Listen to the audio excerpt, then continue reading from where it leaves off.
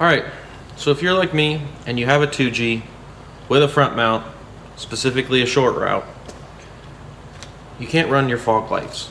You can, maybe, to get it to the right height so that it fully fills the opening in the bumper, you have to bolt that front mount right where the fog lights bolt. So, got to come up with another solution. I tried a bunch of different things. I've seen some posts here and there, some pictures here and there.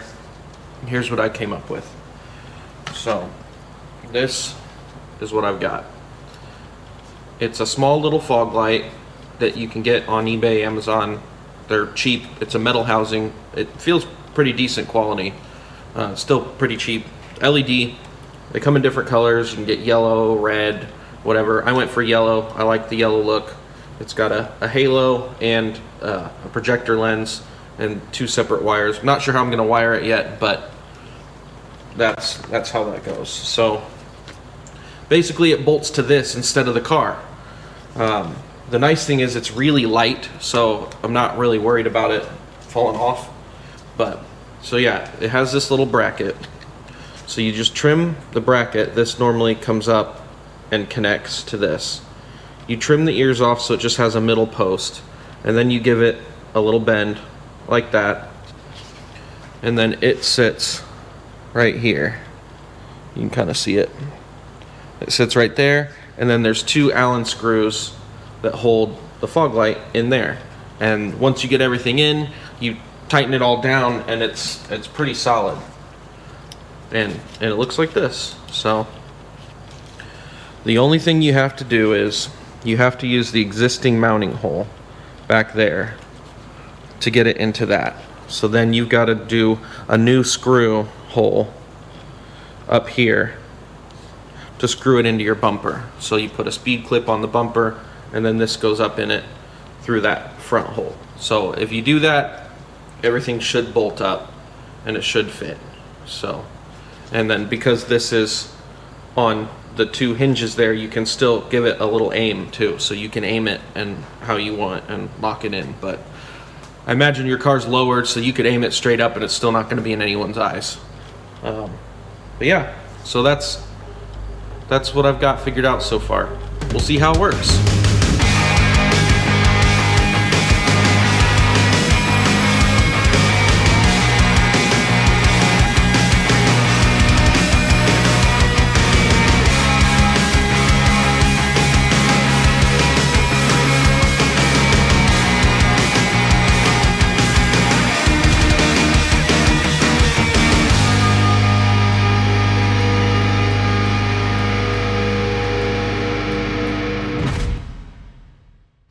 And here are the fog lights installed. So they look really good. I'm happy with it. The bumper's still temporarily on because I'm waiting for my support bars to come in.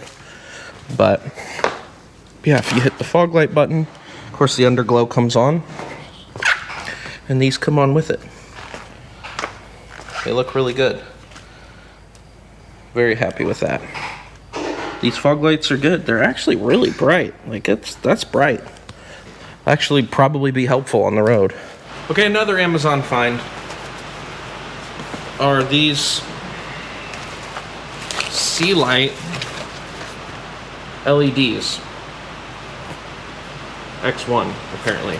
I'll leave a link, but I wanted to try and find some super nice bright LED headlight bulbs that fit inside the factory headlight. So meaning I want to be able to plug it in and have it be low profile enough that I can put the cap on. So I already did this one. This is the bright, this is the low beam, and they fit in perfectly. You kind of have to finagle the locking clip around this heatsink here, but it works. And then there's a little ballast, but it's small enough that you can tuck it up in here, and then you just kind of tuck the wires down in and you can put the cap on. Because it connects to the harness via this plug underneath, you can fully put those lights in and seal it and have nice LED lights. So yeah, pretty cool. All right, now we are going to, now that the brakes are bled, now we're going to fill the power steering system. Hopefully that doesn't leak because there's a lot of stuff in the way.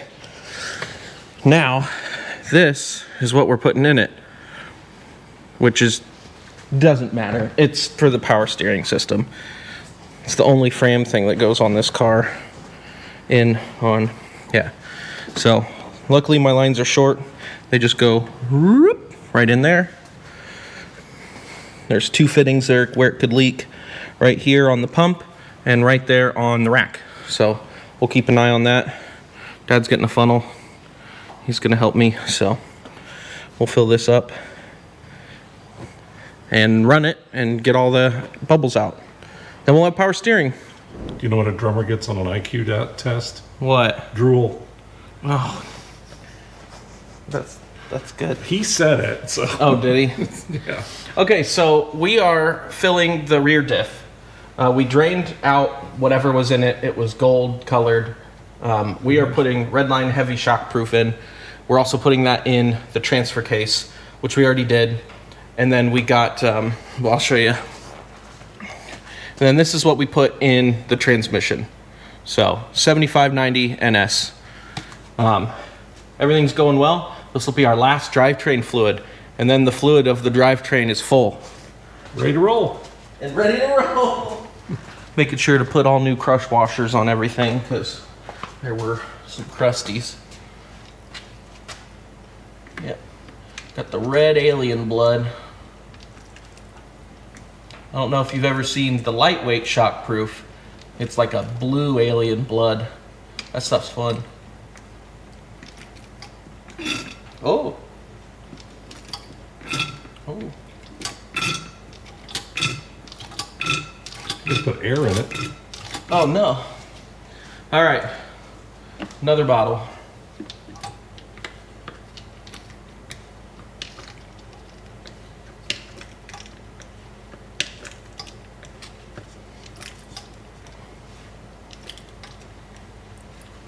There. Just start. Ready? Yeah. Oh, plenty in there.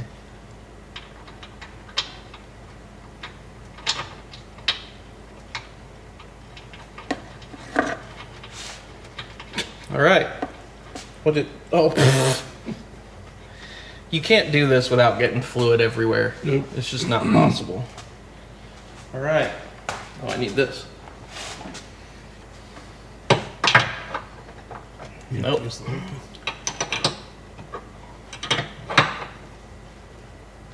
Crash. Okay. There we go. All the drivetrain fluids are done. We're getting real close.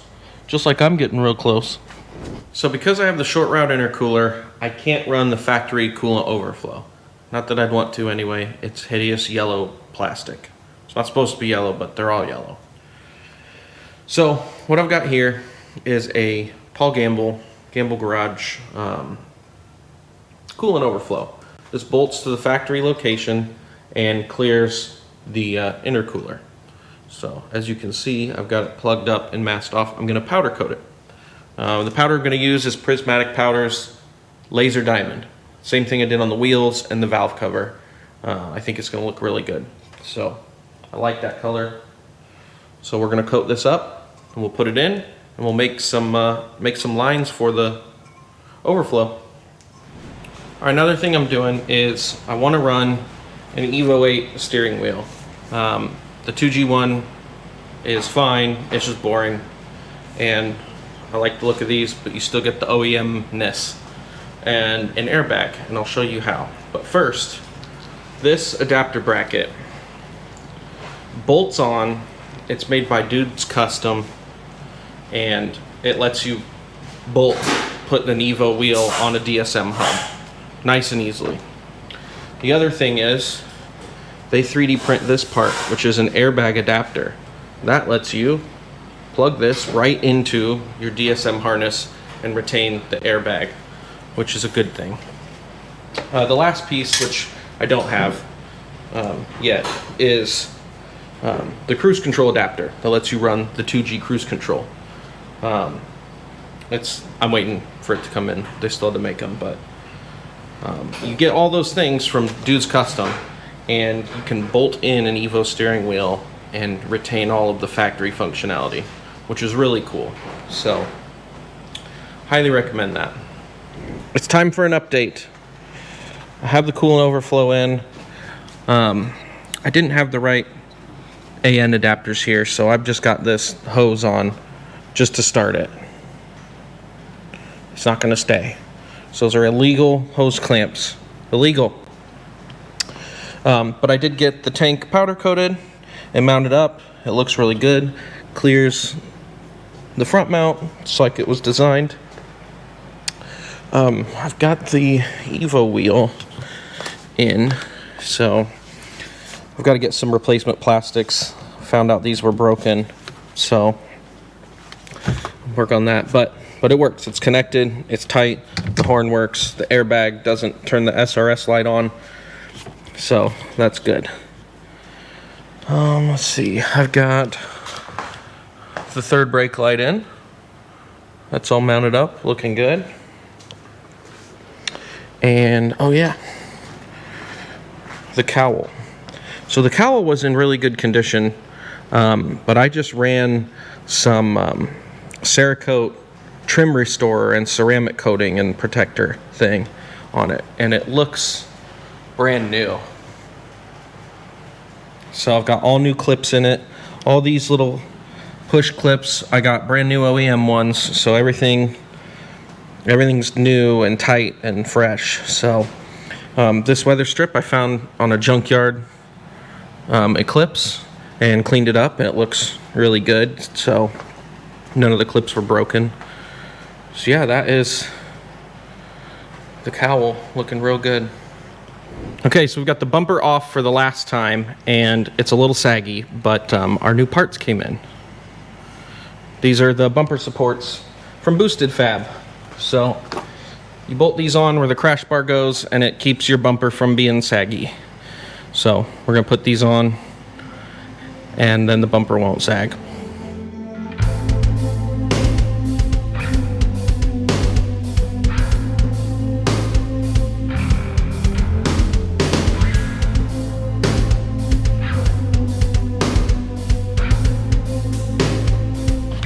The bumper's on. The fitment is great. I can't tell you how happy I am with those things. I got those in, got the fender adjusted, so no more gap here. Snug, looks good. I like it. Now let's get this intake air duct finished up. All right, there it is. Got it clamped there and up there. And yeah, it looks really cool. Looks really race car. You can see in there. What's in there? I don't know. It's a tube. The subwoofer box. So as you know, this is housing my battery over here and the meth injection system over here. But it would look silly with no subwoofer in there, right? So I was like, well, I'll just find a cheap sub, put it in the hole, and it'll look nice. But why not actually put a functioning sub in there? So I got a sub and an amp, and it's gonna be functional. So here's the sub I got. Nothing too crazy, just a JL 10-inch. That's the model number. If this was a car from Need for Speed Underground, which it is kind of the theme, this is the sub I would have put in it. This is obviously newer, but it looks like the old one.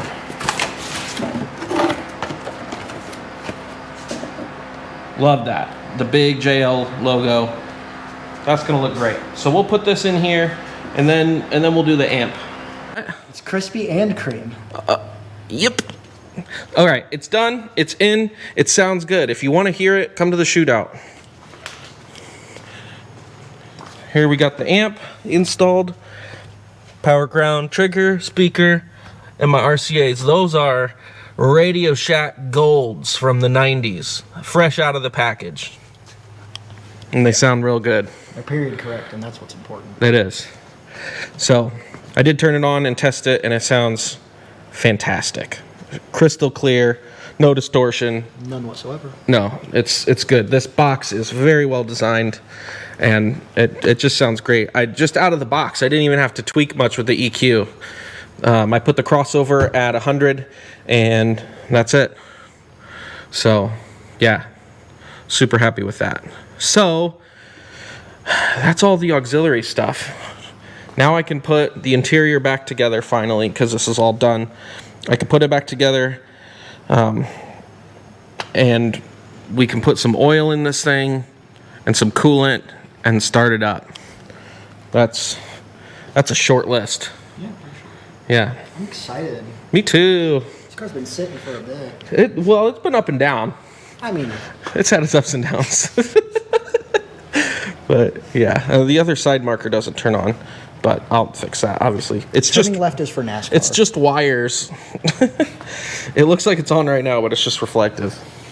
But yeah, we're getting super, super close with this thing. All right, so this is the strut bar that I have, and the plates that I have put this thing right here, which fits, but it's right over the fuel pressure gauge, and it looks kind of silly like that. So what I'm going to do is you can actually flip-flop the left and the right, and that puts it back here, which will look a lot better. The only problem is this little post for the battery tie down's in the way. Well, guess what was bothering me that it was there anyway? So it got to go. So yeah, I'm gonna cut that off, and then I'll be able to flip those brackets around, and I'll be able to run this strut bar. And there it is, much better. So it goes right here, and it clears everything. It looks a lot better. All right, so this is the One Up Fabrications Airbox, and it fits really well. These are meant to bolt into a 2G right here. And the problem with it is that it doesn't work with the Gamble Coolant Overflow. This little inlet fitting hits right there. So for now, this is over here. I've got a hose that's not on, just temporarily hooked up to here till I find out how I'm gonna get this to work, and then I'll make an AN line.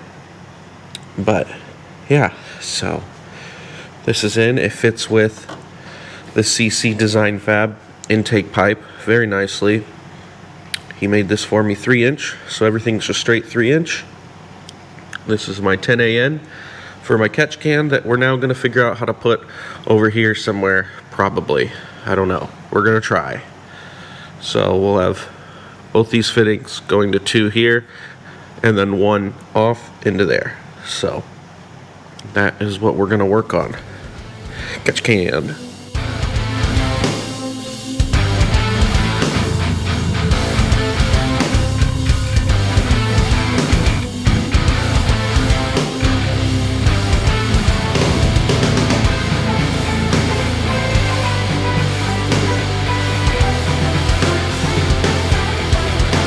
Oh, Brandon's here. Hey guys. And Jeremy. Girls don't watch this. But the guy's girlfriends might. Or wives. Or Maybe. sisters. Sister wives. Mothers. Maybe. Grandmothers.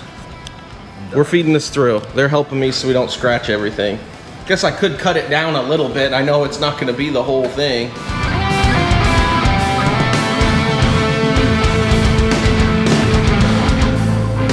All right, so that is the catch can.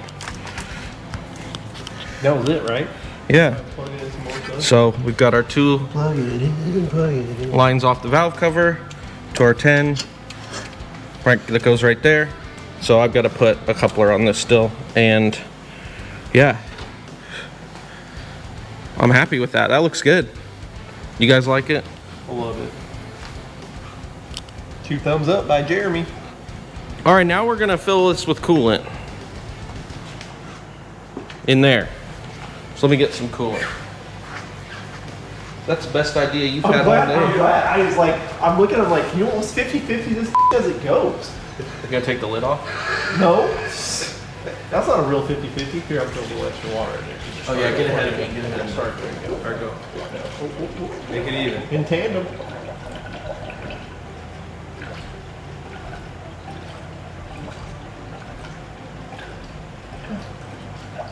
All right, pause.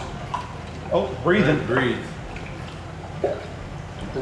Well, the fact that it's doing that tells me there's not air getting in somewhere else. No, that's a leak test in itself. It is. It's gotta push the air out this way because it can't push it out someplace else. Yeah. This holds 7.8 quarts, so we'll get close to both of these. Yeah. Come on, Jeremy. I'm one-handing it, sorry. I got thrown off by Brandon's laughing face over there.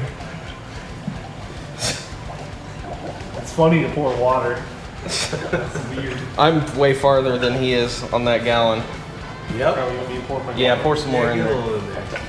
Oh, Oh, sorry. No, okay. there we go. It's Hold like it. sacrificial, Jerry. Not anymore. Sacrifice has been made. Bunch of spits. Watch out.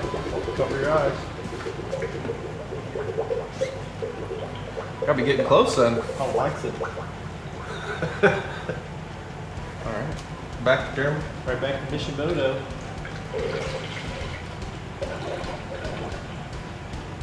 This thing got a Mishimoto exhaust. Okay, there's coolant in it now. Breather. What do you know? All right. Semi-truck. Now when you put some oil in this, What we're doing here is pumping oil by hand up through one of the sensor ports on the oil filter housing. We pump until we see oil come out one of the rockers in the head. Then we know it's everywhere in the engine. Usually this works. all right, now we're going to prime the oil system for the first time. What's so funny? What's funny about that? Yeah, nothing's funny. Nothing funny about oil. Funny guy. Dude, yeah, it's just not coming out of there. Woo! What? Where are we going? You're not allowed to talk. I'm sorry. You got you excited. Woo! No wool yet, dude. I don't know. Something's not right. Okay, so we figured out that the HLA was stuck. I had a Kigley HLA. So I took it off, put the stock one on, we pumped it up, and it was good. We got oil to come out of all the rockers.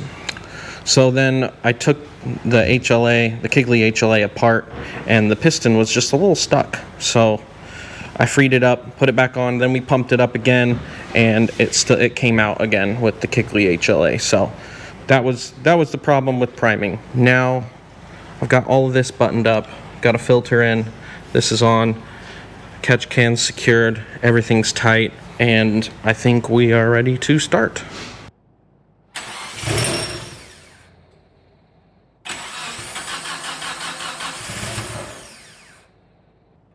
Showing 40 right now.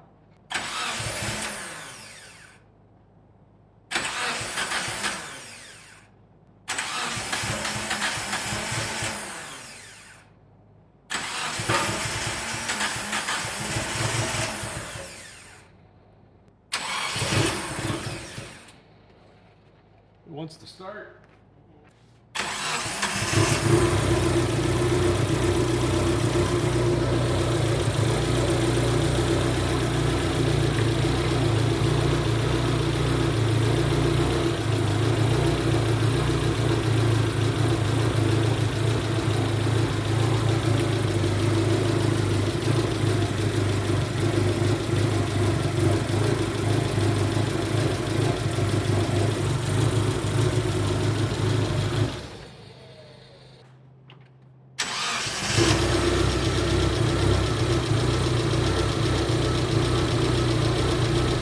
We're having a really strange issue where the ECU isn't responding to the fuel changes that I'm giving it.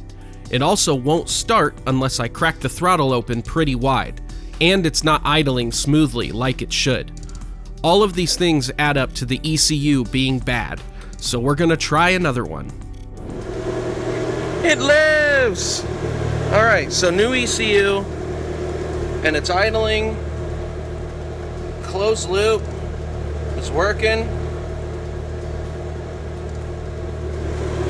We got good oil pressure. Everything's cooking off. It sounds good up here. Fuel pressure's good. Yeah, just letting everything warm up and yeah. Sounds good. That sounds wild.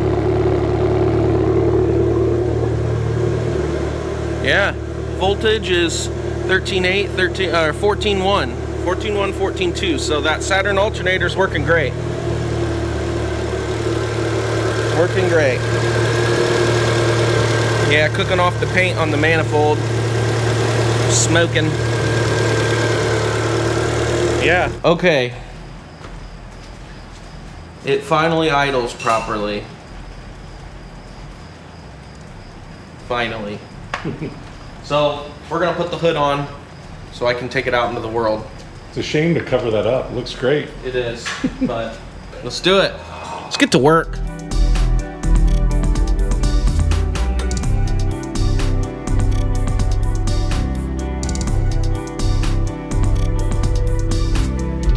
Whole car again. Oh, thanks for that. That part was pretty dusty. It was like the first thing we took off. All right. Next up, cruise tuning.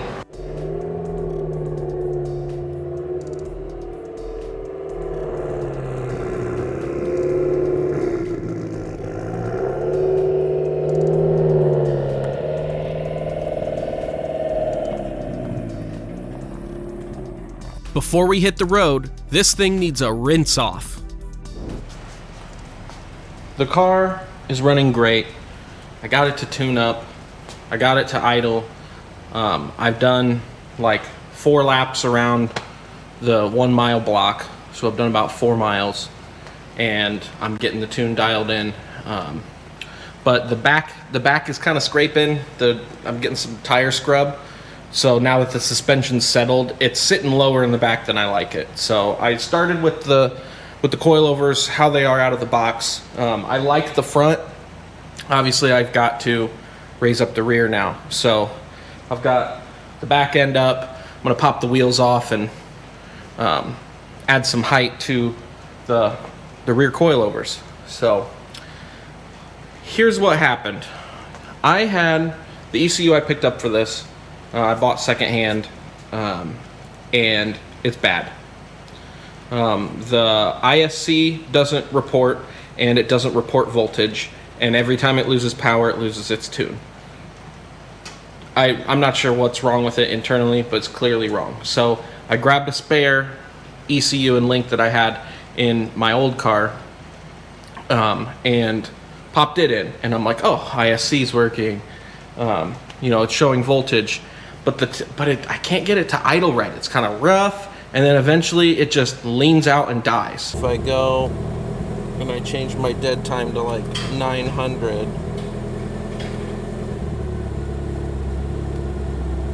it doesn't do anything.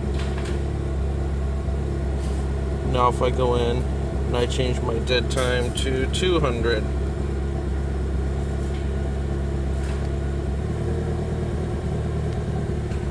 it doesn't do anything.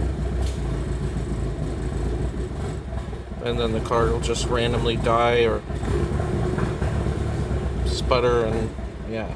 So I tested my injector wires, I tested my coil wires, I'm pinning everything out, I'm checking it, making sure it's intermittent, and it would idle. I finally got it to idle. I messed with injector settings, and then finally it just idled normally. And that was a win, and that was it for the day. So then a couple days later, I come back, I'm gonna start cruise tuning it, and I can't get it to start. I didn't change anything. I can't get it to start. And so I'm checking wires again. I'm shaking wires, making sure nothing's loose. So, I take the ECU out, I pop it open. The caps have been replaced. It looks like it's in good shape. So I'm like, but it's intermittent. It's intermittent. I didn't change anything. So it has to be the ECU, right? Well, I have a good known working ECU. We were just tuning Snoopy, checking the tune for the shootout. And I was like, okay, I'm going to put, I know a good ECU in. I know it's good. So I put it in and everything's normal. Car idles right. It responds to my fueling. Everything's working right. And so I have a second bad ECU. In the middle of all that, I found I had a bad cable too. So I lost 2 full days to 2 bad ECUs and 1 bad cable. And that was tricky to figure out. That one was really testing me. So, but now everything works great. Temperatures are good, driving. Everything feels good, except for the scrubbing on the back. But yeah, so I'm gonna adjust the back and just put some miles on this thing. Break this engine in, break this clutch in, break everything in. Everything's new and fresh, so it does drive really nice. No alignment, it's pretty nice. It's a little off. Obviously, it's a little bit to the left, but yeah, it's going over bumps. Everything feels great. Everything's very smooth. It's a smooth ride. It's actually pretty quiet in the cabin, surprisingly, for how loud this thing is outside. But yeah, I'm very happy with it. It spools quick. I'm trying to stay out of boost, but it wants to go. It wants to. This turbo is rearing to go, which is good, but just not right now. So anyway, to the coilovers.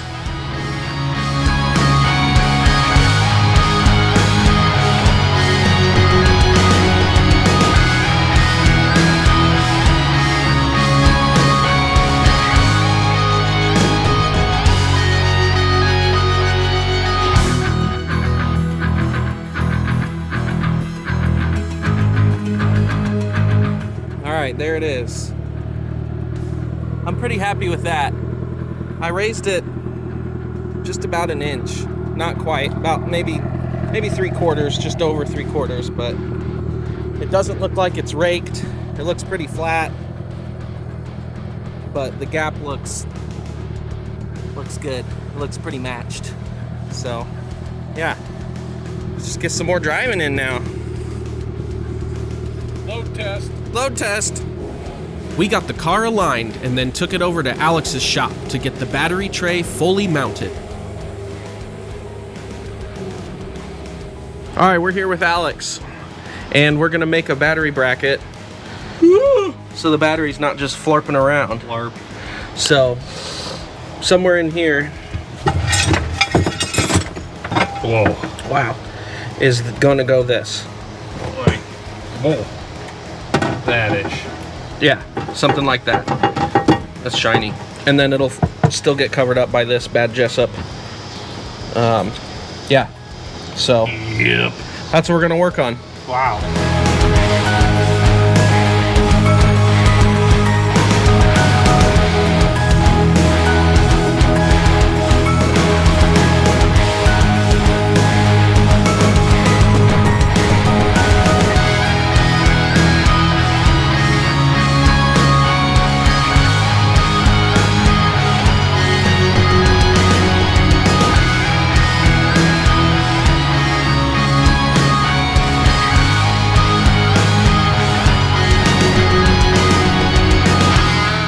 There it is. Oh, Done.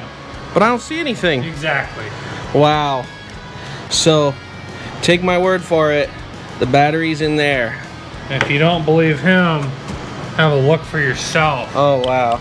Look at that. That looks so good. It's bolted in there professionally. We got the subwire sneaking in on the side over there. Looks real good. Yep. And the seat just locks up like nothing's there. Oh, Because there is nothing it's in there.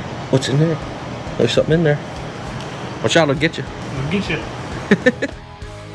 Thanks for watching. That's going to do it for this episode. We've got one more Raven episode before the shootout, so make sure you subscribe because you won't want to miss it.